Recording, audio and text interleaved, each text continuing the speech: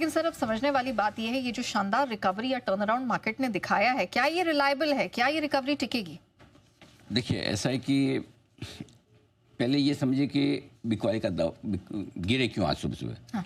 ठीक है, जबकि आपके जीडीपी के नंबर अच्छे हैं, जीएसटी के नंबर अच्छे हैं, ग्लोबल में अगर रशिया यूक्रेन की चिंता से गिरे हों तो है नहीं, टैरिफ बढ़ाने की चिंता से गिरे हों तो वो भी ऐसा बहुत खास नहीं है, थोड़ा सेक्टर पर इम्पैक्ट आ गया। तो गिरने की वजह एक ही कि एफआईज की बिकवाली का आंकड़ा आजकल पसंद नहीं आ रहा, भले ही घरेलू फंड उससे ज़्यादा खरीद रहे हो, राइट, लेकिन हमें वो बिकवाली देखने में मज़ा नहीं आ रहा सबसे। ठीक है, तो इसलिए इनकी बिकवाली के प्रेशर की वजह से बढ़ा है।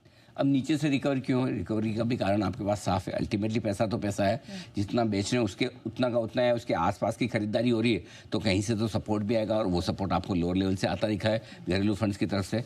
मिड कैप और स्मॉल कैप शेयरों की जो तेजी बनी आज फिर से, उससे सेंटीमेंट थोड़ा सा बेहतर ब्रॉडर मार्केट का।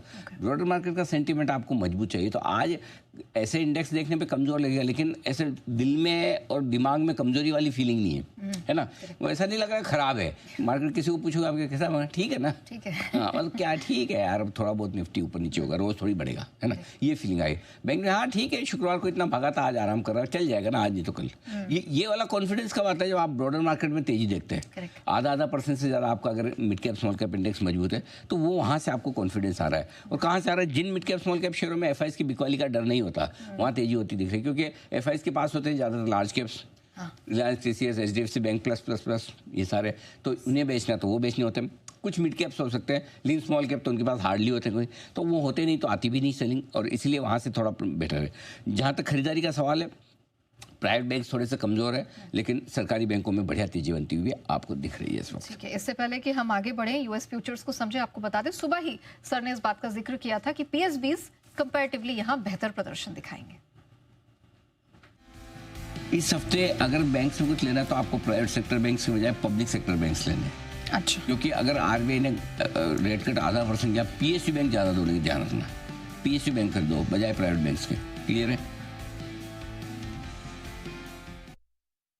कॉन्फिडेंस और क्लैरिटी के साथ ही सर ने बताया था, और इनफैक्ट दिन भर हमने कई पीएसबीज पर, सरकारी बैंकों पर बात भी की, और हमारे गेस्ट की तरफ से भी रिकमेंडेशन है। अच्छा सर, अब एक थोड़ी सी चिंता मुझे यूएस फ्यूचर्स को देखकर लग रही है, इनकी कमजोरी भारी पड़ेगी क्या? देखो, वैसे डायरेक्टली कोरिलेशन आजकल अमेरिका से हमारा बैठ नहीं रहा, तेजी की तरफ तो नहीं बैठ रहा, मंदी की तरफ भी ऐसा कोई खास है नहीं, लेकिन अगर आप ओवरनाइट पोजीशन रखने की सोच रहे हैं तो फिर आपको एक डर लगेगा। डर क्यों लगेगा? क्योंकि 200-250 पॉइंट आपका अब कितना, 125 ही रह गया, चलो थोड़ा कम हुआ है, 150 डाउ नीचे, 125 नैस्डैक नीचे।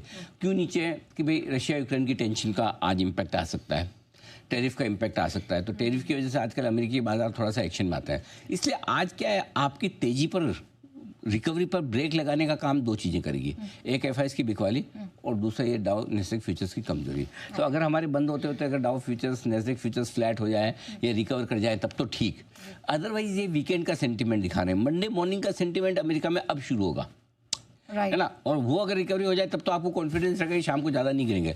लेकिन अदरवाइज अगर ये नहीं होता तो नेचुरली कोई भी तेजी करने वाला ट्रेडर थोड़ा डर के जाएगा कि अगर टैरिफ की वजह से ज़्यादा गिर गए तो, अगर कुछ और स्टेटमेंट आ गए, रशिया यूक्रेन पे कुछ हो गया तो, और फिर हमारे यहाँ तो एफआईज बेच भी रहे हैं, सो इसलिए वो थोड़ा डर तो है जो आपको तेजी की पोजीशन बनाने से रोकेगा, इसमें कोई डाउट नहीं। लिमिटेड इम्पैक्ट है तो आईटी और मेटल पर है, जो आप देख ही रहे, जो हमारे टैरिफ सेक्टर्स हैं जिनको हम कह सकते हैं, बस वही है।